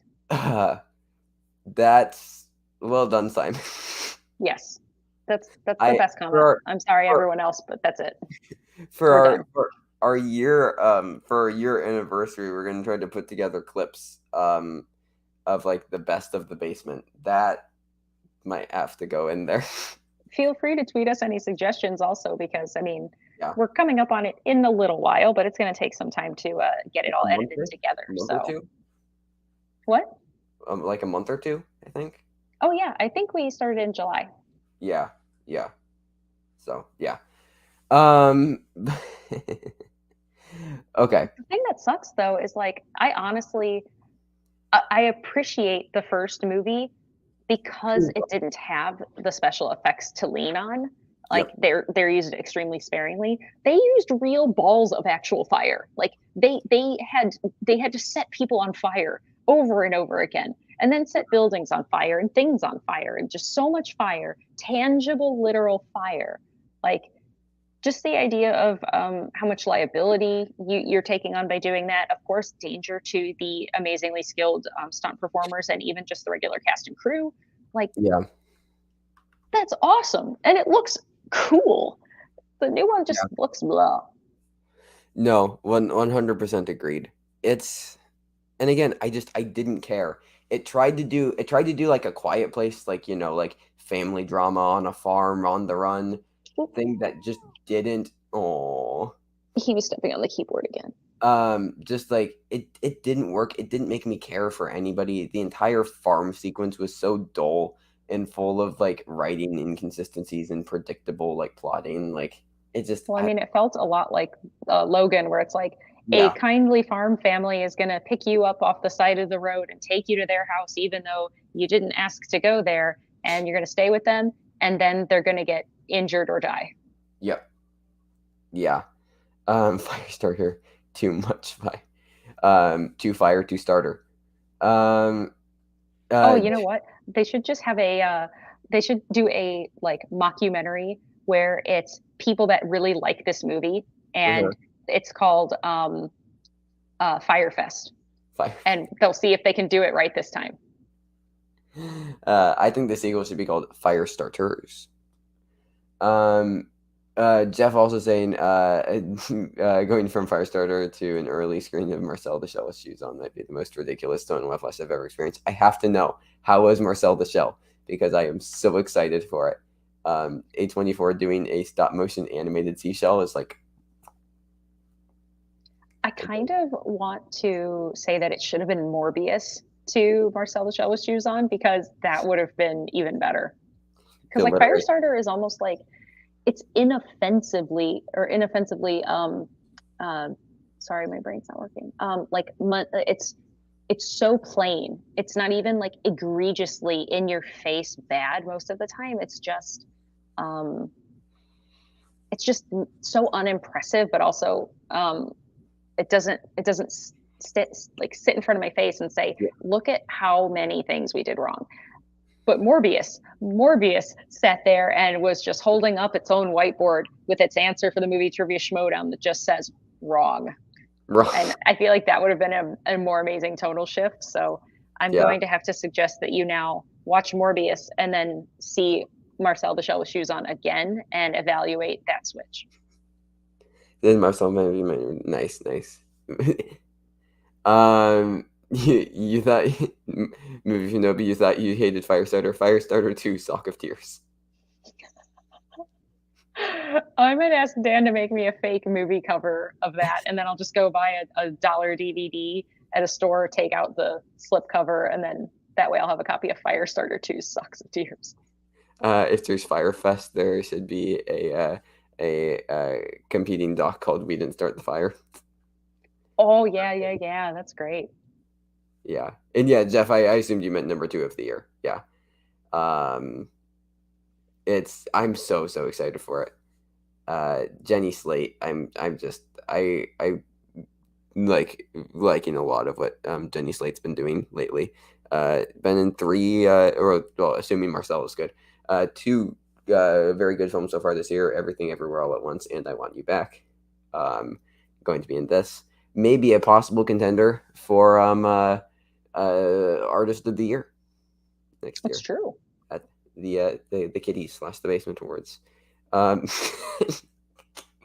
Cam, I thought you meant the bowel movement. Hey, bud. Nice. But yeah, in conclusion, no. YouTube, don't demonetize. Well, I mean, we aren't monetized, but Hi. But Are you a yeah, good boy? in conclusion, like Firestarter, just it isn't it. Big stretch. Yeah. It really. I mean, I know it sounds bad because I'm normally a very big advocate of, and I'll offer the disclaimer, like the craftsmen, the people that physically like made these sets, did these props, like did the costuming, like did everything they could, and may not have done like the A+, like, oh my God, this is the most amazing movie ever job, but they did their job. And Mhm. I know that we're kind of dumping on this movie because it's really, really just not good. But I want to make sure that I acknowledge that I'm not laying blame specifically anywhere besides I think we have to at least acknowledge the poor writing. Yeah. But So specifically, normally I let me don't pull up like their name. advocate. Um, Yeah. Normally I don't advocate for like just with no remorse whatsoever, like calling a movie an absolute flaming garbage fire. But yeah. with all credit to the people that went in good faith and did their jobs and had nothing to do with the final look and cut and execution of this movie, and also its marketing, the movie is really bad. Yeah. And yeah, it's the same writer as Halloween Kills, which honestly makes sense. Neither of them are our taste in horror, and just in film Yeah. in general. Yeah, it just there's so I mean, I don't know, we could talk about it for a while. But like, Yeah, we should probably actually move on though, just yeah, because I mean, we're gonna go in circles and then end up starting our own fire due to friction. we did start the fire. Um, so Thank you. It's a big compliment. I appreciate it. Yeah. Um, I don't believe Mara unless you say otherwise that we hit our donation goal. We did not, however, But we have so much stuff to announce that, yeah, you know, is I it time? I think it's time. I think you should announce this. Okay, so hold on to your posteriors, everybody, because this is big. So at some point, I gestated in a human being, and then I was ripped from the womb and cried, and Victor. then lived in a baby box for a really long time. But then I went home. Point being, I was born, and every year there's like an anniversary of that happening, and it's just a thing. I can't explain it well. I'm very uncomfortable with the like positive emotional stuff about birthdays, and it has nothing to do with age. It's not like a personal insecurity. It's some cultural stuff that I don't need to go into, but I'm just really not used to drawing any attention to it, and just kind of like I would rather someone tell me happy Halloween than happy birthday. However, um, I discussed with Trevor, and we thought that it might be kind of an amazing, wonderful idea to do a stream a la like Trevor's birthday stream, because number one, it was so fun. We had such a good time. It was a 5.5 hour stream. It was great. Um, there are going to be lots of donation goals. By the way, that's a picture of me at What the Universal cat? meeting Puss in Boots, and Kitty Oh, Softclaws was over there too. okay. I was okay. Sorry, the cat threw me off guard. But carry It's on. Stan says it's his favorite picture of me because of the pure joy. Okay. Because I had on my cat flats, and I think I had on like a cat fanny pack or something. I had a lot of cat stuff, and Kitty like pointed down at my shoes because they can't like talk because Yeah. they break the fourth wall there. Yeah.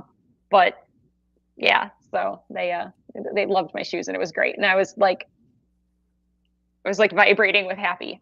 But we're going to have all sorts of shenanigans, and I'm going to tease a little bit in general what they're going to be. But every day this week, I'm going to be tweeting out a different donation goal and what it's going to be, so that way we can try to amp this up, have a really, really fun time.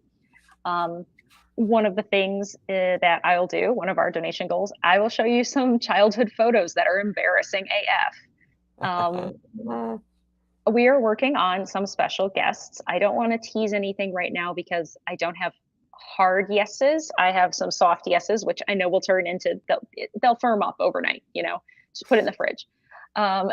We're going to do another edition of Does Trevor Know This? Curated by one Dan Merle.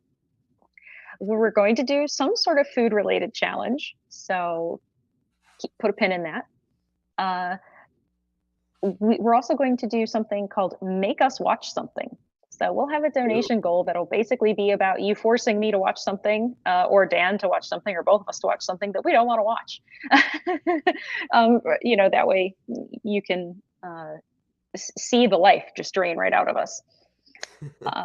And then also we have some custom decks that we've made for the game Heads Up, the phone one that, the she who shall not be named of daytime television, who treats people like absolute garbage, popularized.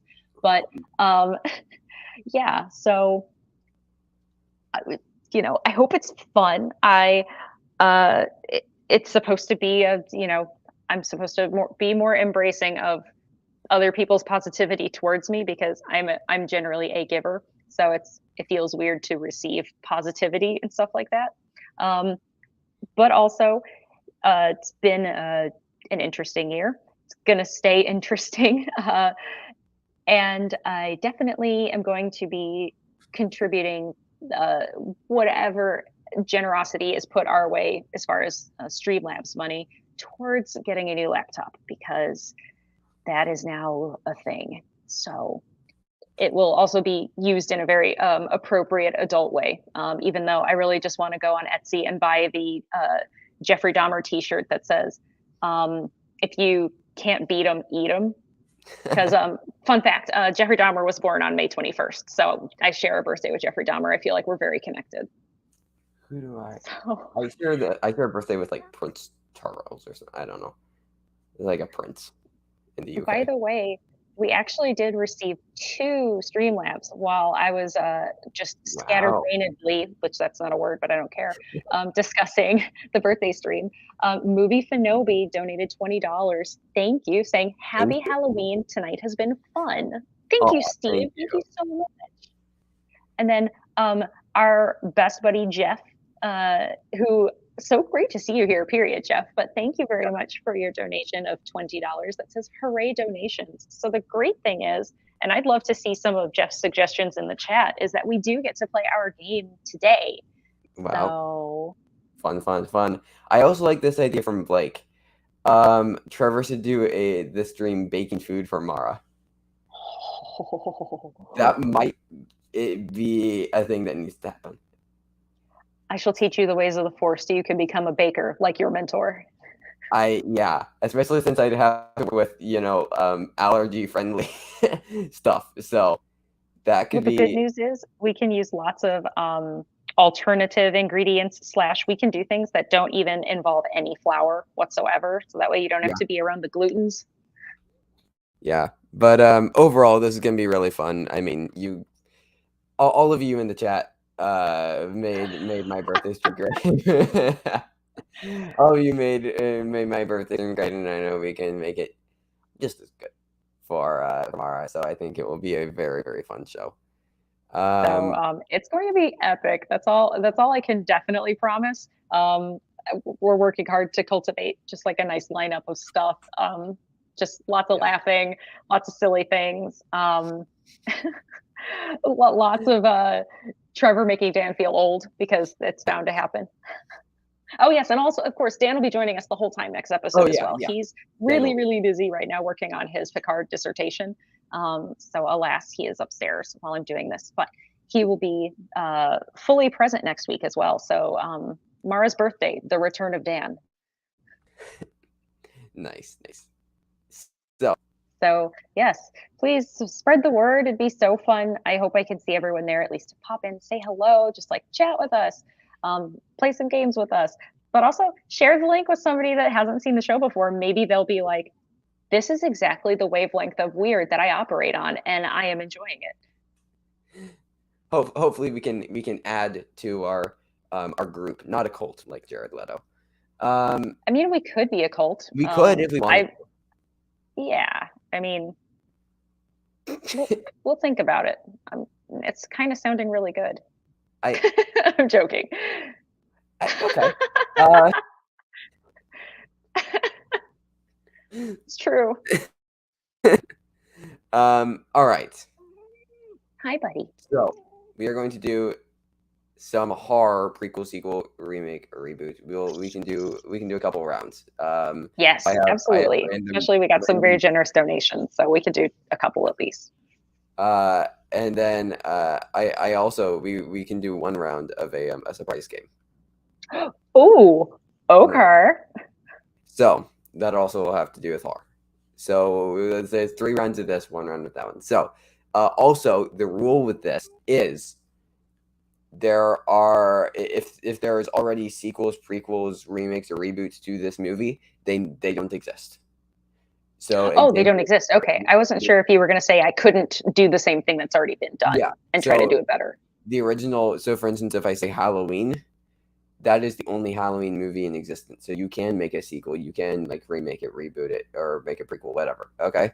So I like this wrinkle. This is nice. First one, let's see what we got. Get Out, Scream, The Exorcist, and The Invisible Man. More specifically, Original or 2020 Invisible Man.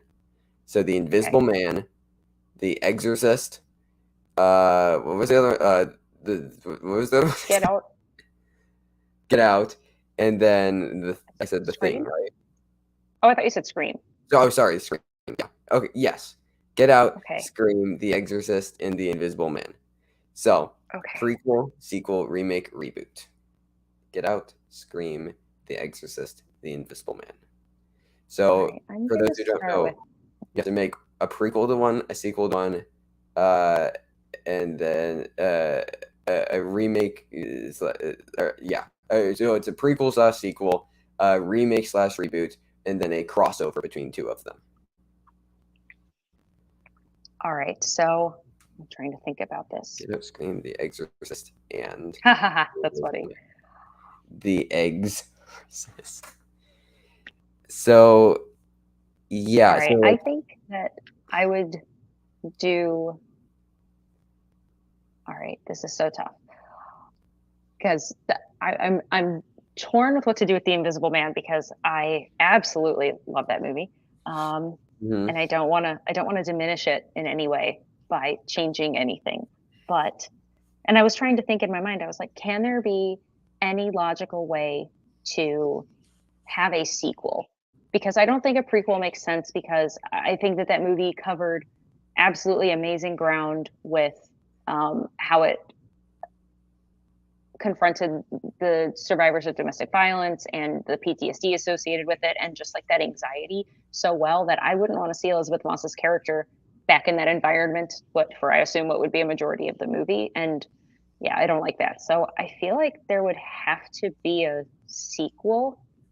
Okay. Um, Although I did just have a Crossover. thought, I could do a prequel where it's effectively new characters, like, it's Yeah. her douchey husband, and it's, like, him and the people that he maybe collaborated with to develop this, and so there's some other form of deception or villainy or fright as far as, like, the development of it. Kind of like Hollow Man, except good. Yeah. Yeah. So that could be a prequel, or I think Lee Whannell is a creative dude. I trust him. He could make a successful sequel, and Yeah. it could always be, you know, it sucks to be like, oh well, it'll just be someone else, but maybe that Yeah. wasn't the only suit that existed. It's fair. It's fair. Okay, so I'm gonna do that because I don't want to diminish the Invisible Man at all because I love So it so we're much. prequel. So yeah. So that's in our prequel, firmly in our prequel sequel category. So we still Exactly. have our Yes. remake, reboot, and then our crossovers. Yes. I Um. think that I would remake slash reboot um, Scream because even though there are parts of Scream 4 that I don't like, and there are parts of the new Scream that I don't like, I think that a remake that would have been done really well, like not a requel or whatever, that they did with legacy characters, but like, just a straight up remake with modern technology and used really well and carefully written so that way there's not really huge plot holes. That could be really interesting because there's just so much now that we can do that is both for our safety and also that can absolutely be frightening, like technology being used against you and tracking you and stalking and things like that. So I would do a remake of Scream. Okay. So that means that our crossover is between Get Out and The Exorcist. Now honestly though, I think that kind of works because even though it's two different ways of doing it, it is some form of consciousness, a demon or a human being, uh, occupying the body of another person. So I think that Yeah. there can be something something to do there. I don't know exactly what it is. I mean, maybe the idea of exactly how that science came about was derived from the uh, what happened in The Exorcist. So like them Yeah. figuring out that there was a demon in there and how to get it out maybe helps them figure out how to get Okay. rich, douchey white people in. This feels like a 90s comic book limited series. Yeah. Like it as like a backstory explanation. Brandy has the idea Invisible Man screen crossover, so Ghostface is invisible. I think that could be interesting, although I think half the fun is the fact that he looks so Yeah. ghosty. Also, Simon But I had a like the idea, though. good prequel names: Scream prequel, The Sharp and Hale, in the prequel, The Man. That's like Alex Garland's film, The Men, or not The Men, just Men. I'm just waiting for all those YouTube videos. I love men, or I hate men. Let's see.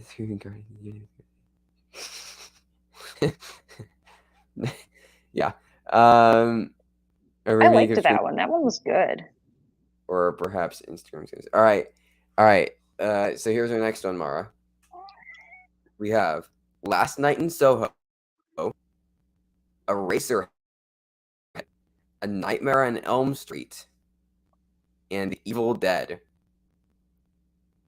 Well, okay. I think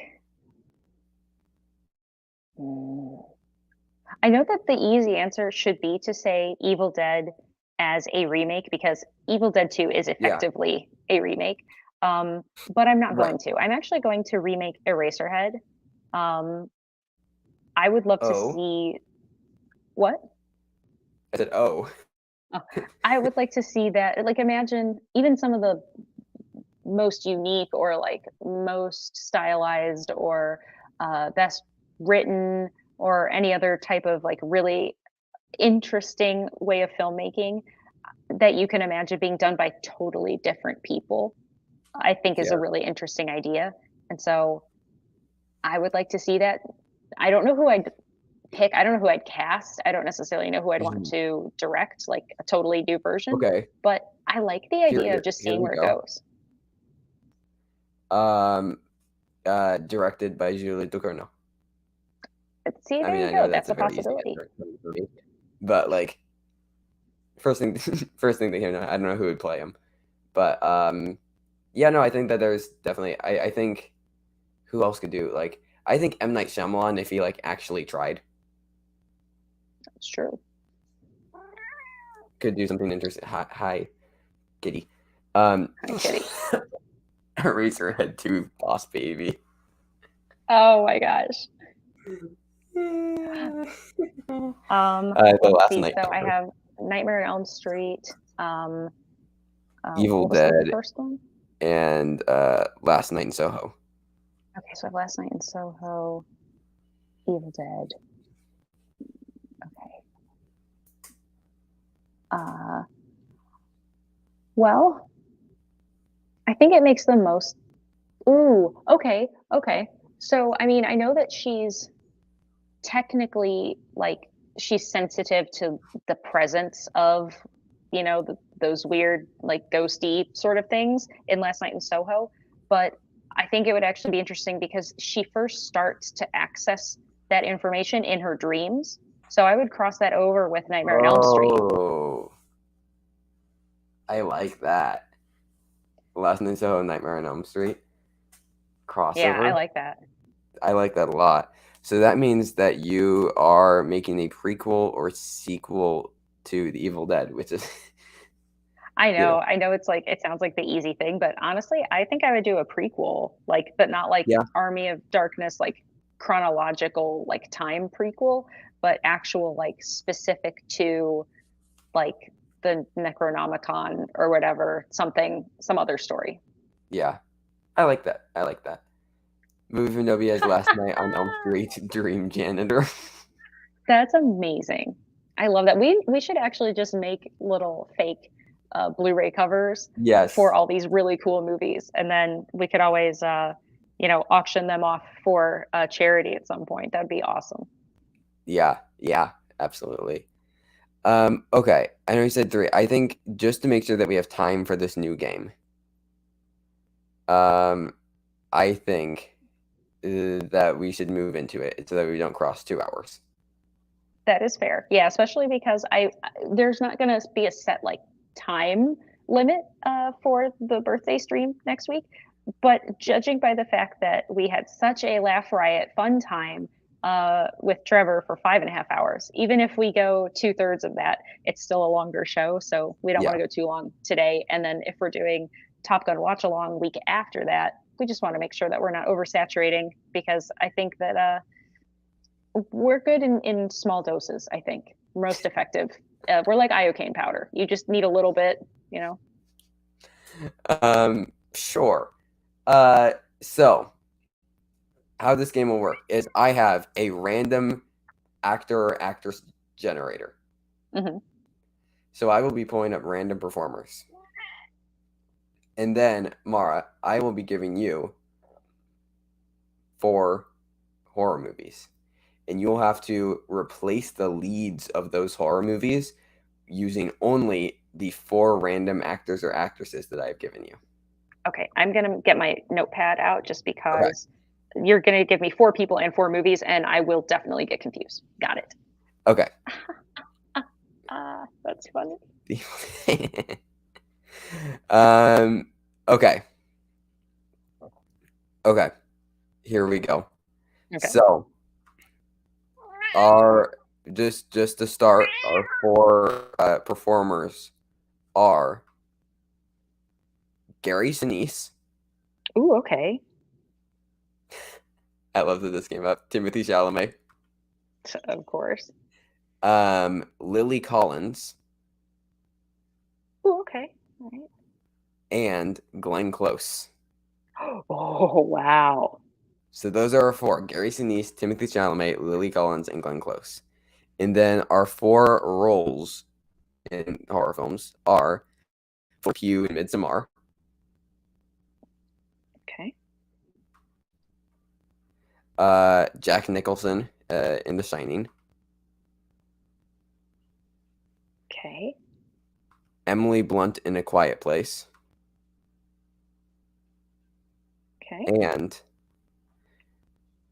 Sigourney Weaver in Alien. Oh.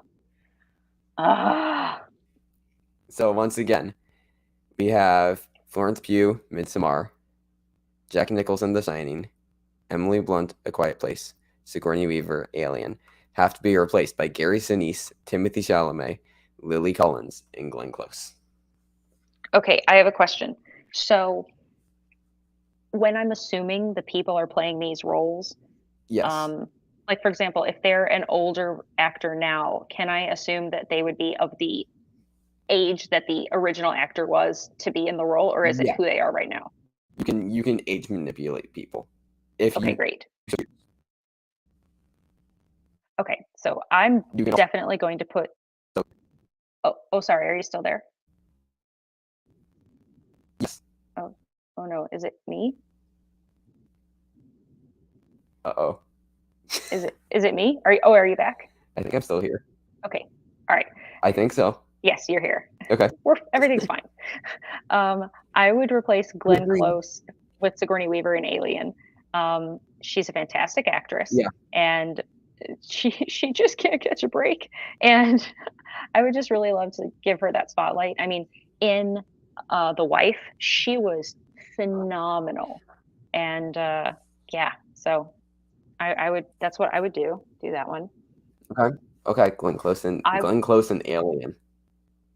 Yep. Interesting. I would replace Gary Sinise in The Shining, because again, he's a very good actor, and I think that he can play kind and also very severe and intimidating.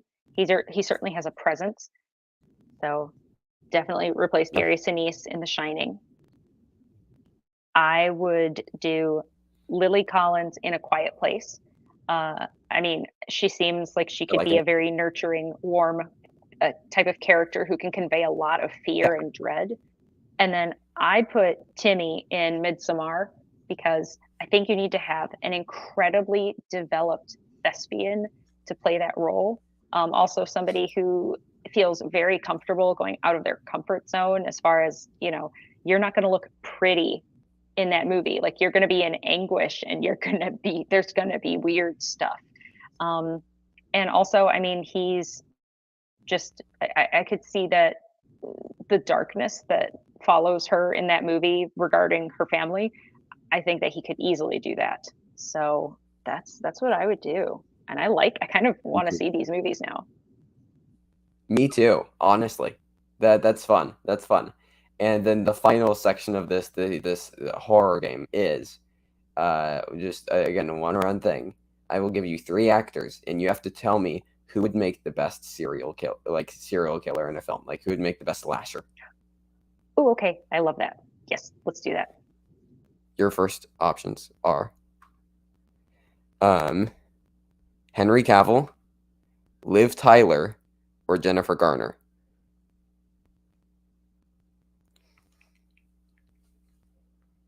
Okay, hear me out. Okay. I think that the easy answer is Henry Cavill because he is hulking. He's an intimidating man in his physical presence. I'm gonna go Jennifer Garner though, because that lady has been wronged, and I think that she has a lethality that she could unleash in a role, especially if she's a serial killer that operates on intellect, and it's not like it's violent, like it's still a slasher, but someone who gets their prey into a situation where she can convincingly have the physicality to kill them would be something that could be really her speed. I think that she could harness the personal grief that she has had of late, and that she could really mess some people up. Interesting. I like it. And I'll give one more just because this is a relative short game. Talia Shire of the Rocky films, Yeah. Max von Sydow, or Will Ferrell.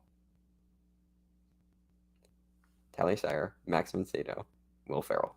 Who is the best slasher? All right. Again, this is just showing that my brain doesn't work like normal people. Okay. Mr. Pounce is just like, I am the attention right now. I'm gonna pick Will Ferrell because I know you would. number one, he is a big guy. Number 2, he can do some serious acting. And also, a slasher doesn't necessarily have to be purely horror. It could be like a horror comedy, like Shaun of the Dead. Yeah. Also, I think that the fight scene in Anchorman shows me that even when he's only like trying 22.5% to like have a fight, that he can hold his own and he can handle some weapons.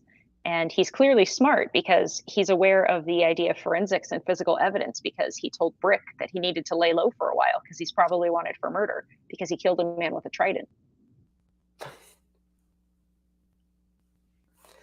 All right. Perfect. Well, I like this one. We have to make Dan do this next week too. Yes, for sure. The other fun version of this game is the rom-com game where I will just get random actors and you have to pair them up in rom-coms. Okay, that would be interesting because I am not a super big fan of that genre, but I would really like to toy around and play with it because I could possibly ruin it. Even just like looking at like a randomizer, so like just the first 2 that popped up when I was, just like hypothetically rom-com, Adam Driver and George Clooney. Oh my gosh, I'm here for amazing that. rom-com. Oh, Brandy says Liv Tyler and Will Ferrell as a murdering duo. Need it. I could do that. Yeah. Anyways, that's the show. We're gonna hit like 2 hours exactly. But yes. Look forward to the next 2 weeks of shows, everybody. Next week, Mara's birthday party stream. And then the week afterwards, Top Gun watch along. Lots of fun stuff to look forward to. Yes, absolutely. We really hope to see you there. It's going to be fun. Yes. Also, like, donations not required. Like, we just want to see everybody there. So please show up. Have fun in the chat. And then we're going to segue out because I'm going to stop this thing right at 2 hours, whether we've segued out or not. Bye. Right, bye.